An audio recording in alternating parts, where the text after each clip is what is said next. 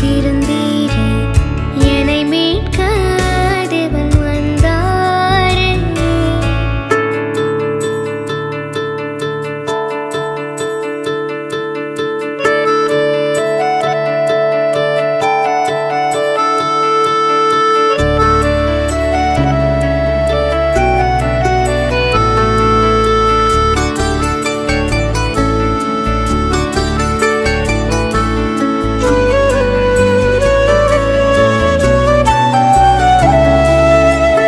பாவத்தின் கவர்ச்சியால் பலமுறை பாதை மாறி இருளிலே வாழ்ந்த நான் உம்மை விட்டு பிரிந்தேன். பாவத்தின் கவர்ச்சியால் பலமுறை பாதை மாறி இருளிலே வாழ்ந்த நான் உம்மை விட்டு பிரிந்தேன். அழுதாய் நான் கிடந்தேன், அழுங்காய் மாற்றினீரே. எனக்காய் பிறந்தீர், எனக்காய் மரித்தீர், உயிர்த்தீர், தொடர்வேன் உம்மையே. எனதழகே உறவே, மண்ணில் பிறந்தீரே, என்னை மீட்க தேவன் வந்தாரே.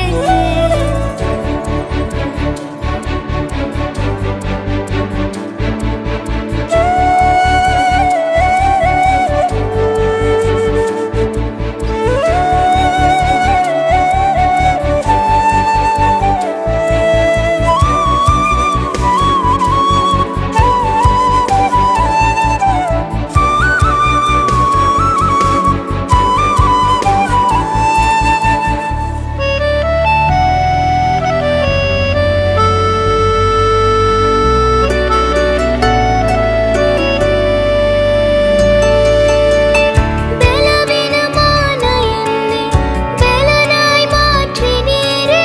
கண்ணீரில் நனைந்த என் காயங்கள் துடைத்தீர். பலவீனமான என்னை பலனாய் மாற்றினீரே. கண்ணீரில் நனைந்த என் காயங்கள் துடைத்தீர். என் கால் சருகிடும் வேளையில் அன்பால் தாங்கினீரே. எனக்காய் பிறந்தீர், எனக்காய் மரித்தீர், உயிர்த்தீர், தொடர்வேன் உம்மையே. எனதழகே உறவே, மண்ணில் பிறந்தீரே, என்னை மீட்க தேவன் வந்தாரே. பனிரவில் குளிரில் ஒரு பூங்காற்றாய் புது மலராய் மலர்ந்தாயே. உயிரே உறவே, உம்மையே தந்திரேன், அதை நான் மறவேன் வாழ்நாள் என்றுமே.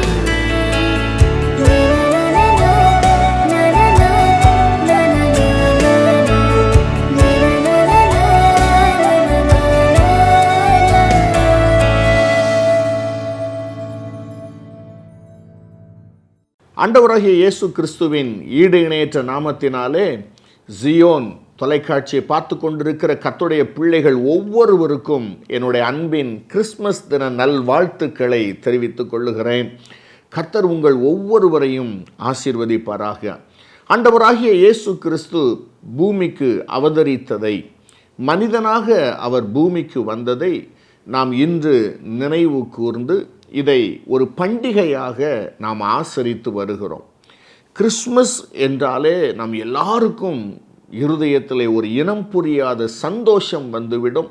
ஒரு மிகப்பெரிய மகிழ்ச்சி நமக்கு உண்டாகும். உண்மைதான், தேவாதி தேவன் மனிதனாக இந்த பூமியிலே பிறந்திருக்கிறார் என்பதை நாம் கேள்விப்படும்போது நமக்கு எவ்வளவு சந்தோஷம், எவ்வளவு மகிழ்ச்சி.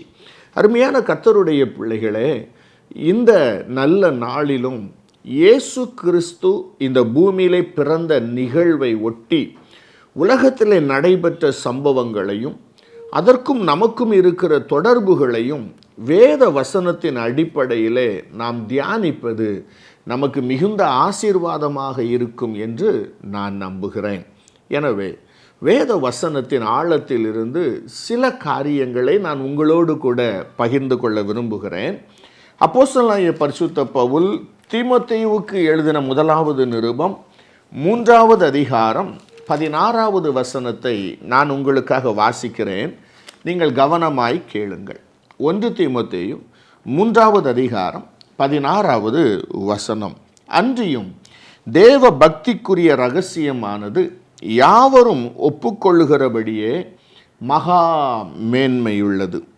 தேவன் மாம்சத்திலே வெளிப்பட்டார், ஆவியிலே நீதியுள்ளவர் என்று விளங்கப்பட்டார், தேவ தூதர்களாலே காணப்பட்டார், புறஜாதிகளிடத்தில் பிரசங்கிக்கப்பட்டார், உலகத்திலே விசுவாசிக்கப்பட்டார், மகிமையிலே ஏறெடுத்து கொள்ளப்பட்டார்.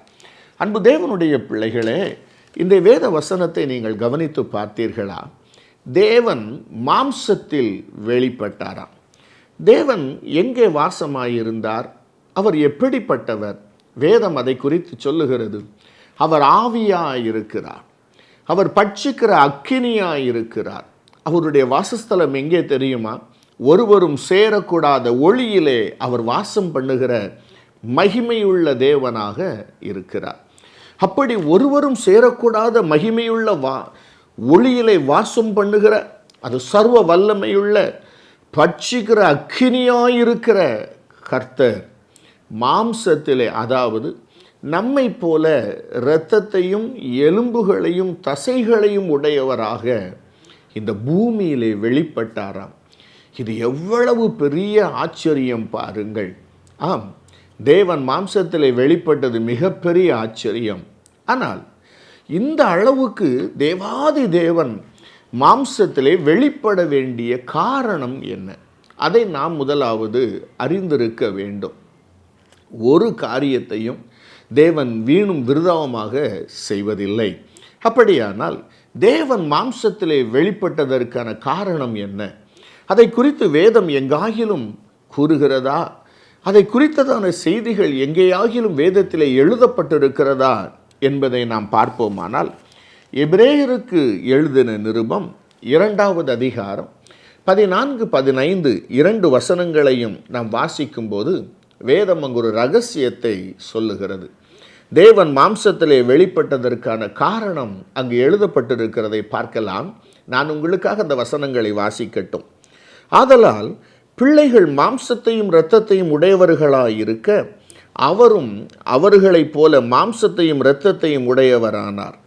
மரணத்திற்கு அதிகாரியான பிசாசானவனை தமது மரணத்தினாலே அழிக்கும்படிக்கும், திரும்ப நான் படிக்கிறேன், மரணத்திற்கு அதிகாரியாகிய பிசாசானவனை தமது மரணத்தினாலே அழிக்கும்படிக்கும், ஜீவகாலமெல்லாம் மரண பயத்தினாலே அடிமைத்தனத்திற்குள்ளானவர்கள் யாவரையும் விடுதலை பண்ணும்படிக்கும் அப்படியானார்.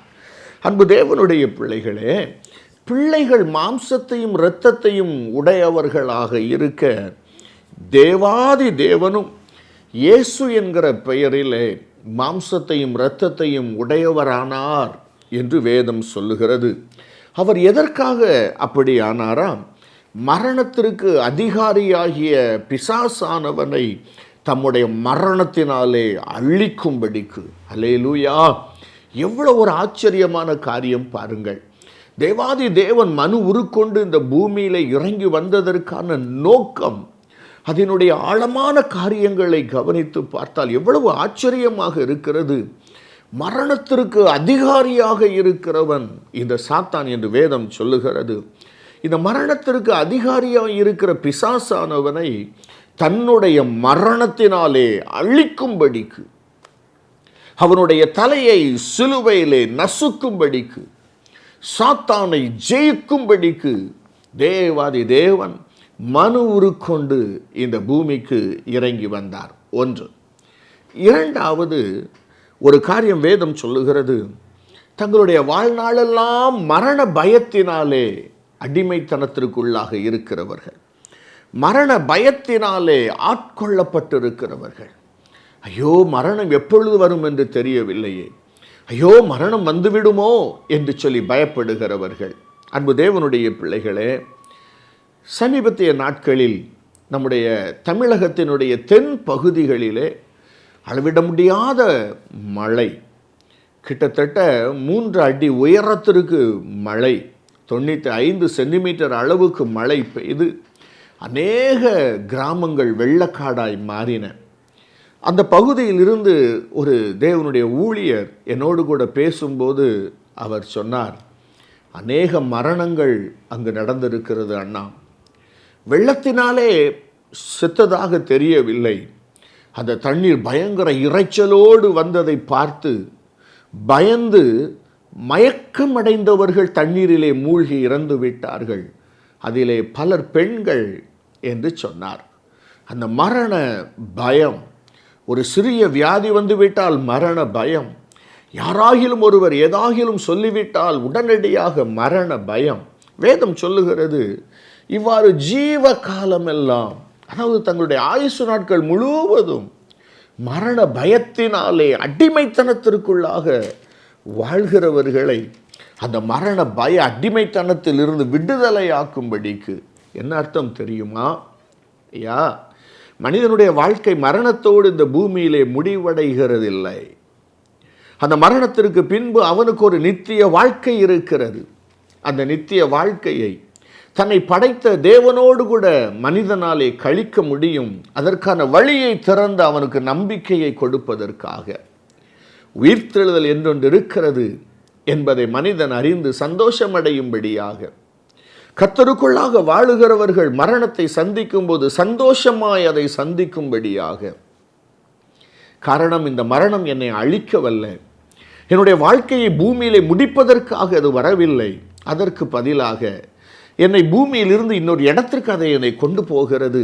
என்னை நித்திய வாழ்க்கைக்கு நேராக இந்த மரணம் நடத்துகிறது. நித்திய வாழ்க்கையிலே நான் இயேசுவோடு கூட என்றென்றைக்கும், என்னை படைத்த தேவாதி தேவனோடு கூட என்றென்றைக்கும் நான் சந்தோஷமாக நான் வாழப்போகிறேன் என்கிற ஒரு நம்பிக்கையையும் ஒரு சந்தோஷத்தையும் பிள்ளைகளுக்கு கொடுக்கும்படியாக தேவாதி தேவன் மனு உருக்கொண்டு இந்த பூமியிலே இறங்கி வந்தார் என்று வேதவசனம் சொல்லுகிறது. அருமையான கர்த்தருடைய பிள்ளைகளே, இந்த தேவாதி தேவன் பூமியிலே ஒரு கன்னியின் வயிற்றிலே குழந்தையாக அவதரித்து அவர் குழந்தையாக பிறந்தார் என்பது நாம் எல்லாரும் அறிந்த ஒரு விஷயம். இந்த இயேசு கிறிஸ்துவினுடைய பிறப்பை அறிவித்தவர்கள் கர்த்தருடைய தூதர்கள். அவர்கள் மந்தையை மேய்த்து கொண்டிருந்த மேய்ப்பர்களுக்கு அந்த செய்தியை அறிவித்தார்கள் என்று வேத வசனம் சொல்லுகிறது. பரிசுத்த லூக்கா எழுதின சுவிசேஷம் 2வது அதிகாரம் 10வது வசனத்தை நான் உங்களுக்காக வாசிக்கிறேன், கவனியுங்கள். தேவதூதன் அவர்களை நோக்கி, பயப்படாதிருங்கள், இதோ எல்லா ஜனத்துக்கும் மிகுந்த சந்தோஷத்தை உண்டாக்கும் நற்செய்தியை உங்களுக்கு அறிவிக்கிறேன். எது? இயேசு கிறிஸ்து பிறப்பின் செய்தி.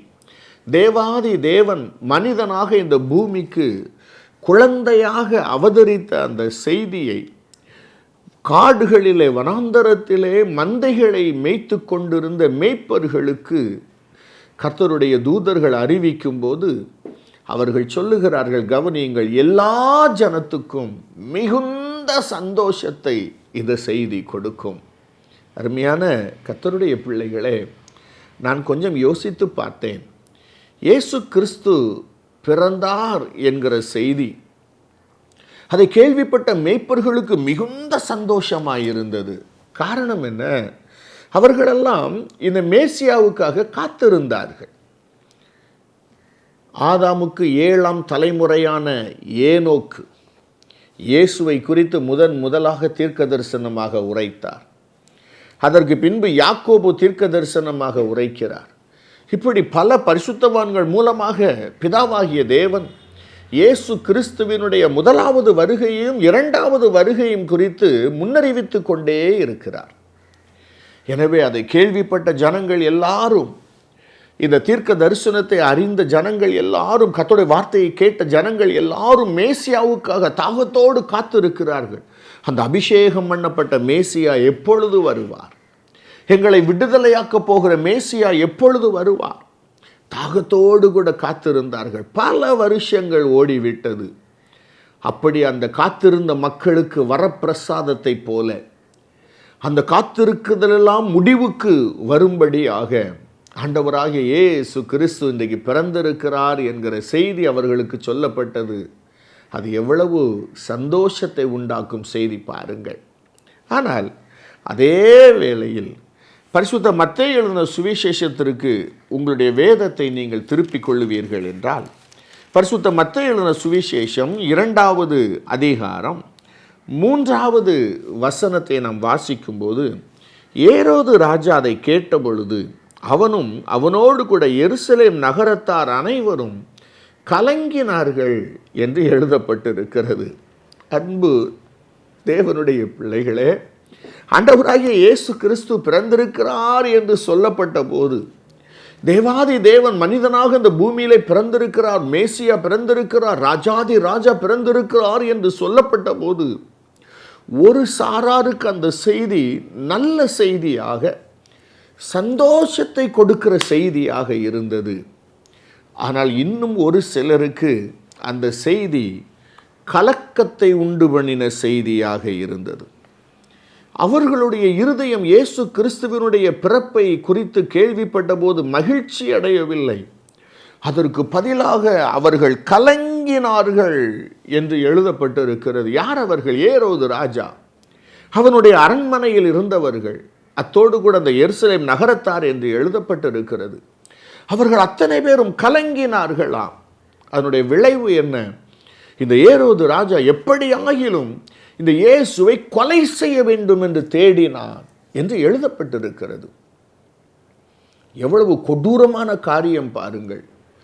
இயேசு கிறிஸ்துவினுடைய பிறப்பு ஒரு சிலருக்கு சந்தோஷத்தையும் மகிழ்ச்சியையும் களிப்பையும் கொடுக்க, இன்னும் ஒரு சாராருக்கு கலக்கத்தை கொடுத்து கொலைகாரர்களாக அவர்களை மாற்றிவிட்டது. வெறி பிடித்தவர்களாக அவர்கள் மாறினார்கள். பாதாளத்திலே அழிந்து போனார்கள். கொலைகாரர்கள் யாரும் பரலோக நகரத்திற்கு, பரலோக ராஜ்யத்திற்கு செல்ல முடியாது அல்லவா? இதற்கும் நமக்கும் என்ன வித்தியாசம் இருக்கிறது?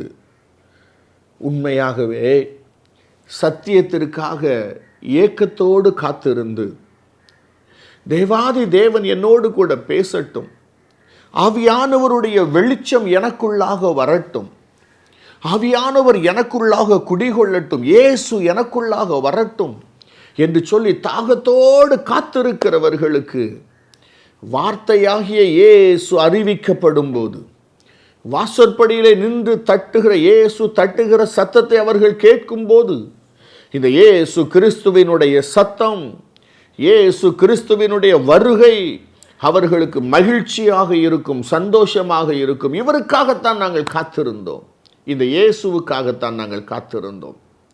இயேசு என்னுடைய வாழ்க்கையில வரமாட்டாரா? பாவ அடிமைத்தனத்திலிருந்து எனக்கு விடுதலை தரமாட்டாரா? எனக்கு நித்திய மகிழ்ச்சியை கொடுக்க மாட்டாரா என்று சொல்லி பாவ அடிமைத்தனத்திலிருந்து வெளியே வர நினைப்பவர்களுக்கு, பரிசுத்தமாய் வாழ நினைப்பவர்களுக்கு, பரலோக ராஜ்யம் செல்ல நினைப்பவர்களுக்கு இயேசு கிறிஸ்துவினுடைய வருகை, அவருடைய பிறப்பின் செய்தி, இல்லாவிட்டால் இயேசு கிறிஸ்து என்ற சத்திய வார்த்தைகள் சந்தோஷத்தை கொடுக்கிறதாக இருக்கும். ஆனால் சுயநலமாய் வாழுகிறவர்களுக்கு ஏரோது ராஜா கலங்க அவசியம் என்ன? அவனுடைய அரண்மனையில் இருந்தவர்களெல்லாம் கலங்கி போக அவசியம் என்ன? ஏரோது இயேசுவை கொலை செய்ய முயற்சி செய்ததற்கான காரணம் என்ன? ஏரோது ராஜாவாக இருக்கிறான். அந்த சாஸ்திரிகள் எல்லாரும் வந்து சொல்லுகிறார்கள், யூதருக்கு ராஜாவாக பிறந்திருக்கிறார், அவர் மேசியா, அவரைத்தான் நாங்கள் காண வந்தோம். இவன் நினைக்கிறான், அவர் ராஜாவா? நான் தானே ராஜாவா இருக்கிறேன்.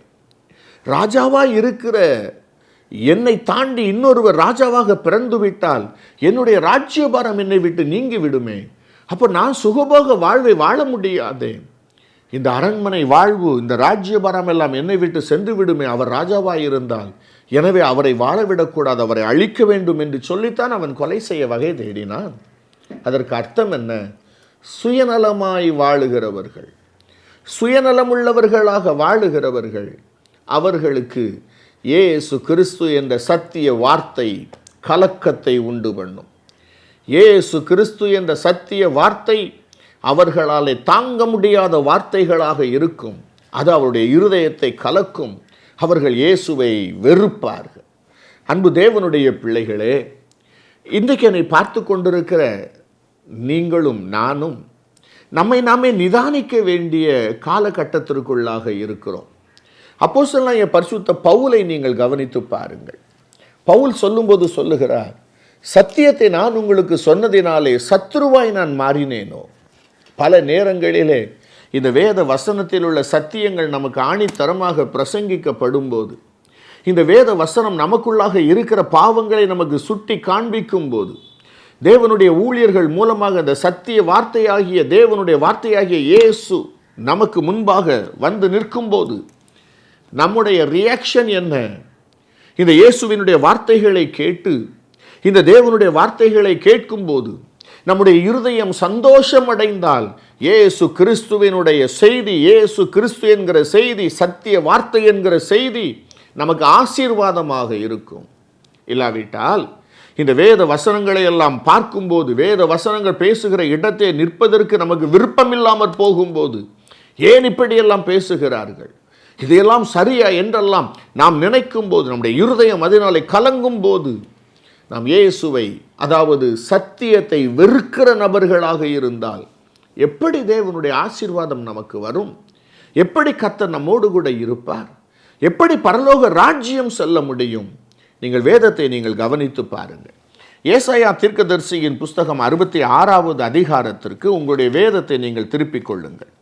ஏசாயா தீர்க்கதரிசியின் புஸ்தகம் 66வது அதிகாரம், அதில் 5வது வசனத்தை நான் உங்களுக்காக வாசிக்கிறேன். கவனமாய் கேளுங்கள். ஏசாயா 66:5. கர்த்தருடைய வசனத்துக்கு நடுங்குகிறவர்களே, அவருடைய வார்த்தையை கேளுங்கள். என் நாமத்து நிமித்தம் உங்களை பகைத்து உங்களை அப்புறப்படுத்துகிற உங்கள் சகோதரர் கர்த்தர் மகிமைப்படுவாராக என்கிறார்களே. நான் மீண்டும் சொல்லுகிறேன், கர்த்தருடைய வசனத்துக்கு நடுங்குகிறவர்களே, அவருடைய வார்த்தையை கேளுங்கள். என் நாமத்து நிமித்தம் உங்களை பகைத்து உங்களை அப்புறப்படுத்துகிற உங்கள் சகோதரர் கர்த்தர் மகிமைப்படுவாராக என்கிறார்களே. அவர் உங்களுக்கு சந்தோஷம் உண்டாகும்படி காணப்படுவார். யாருக்கு?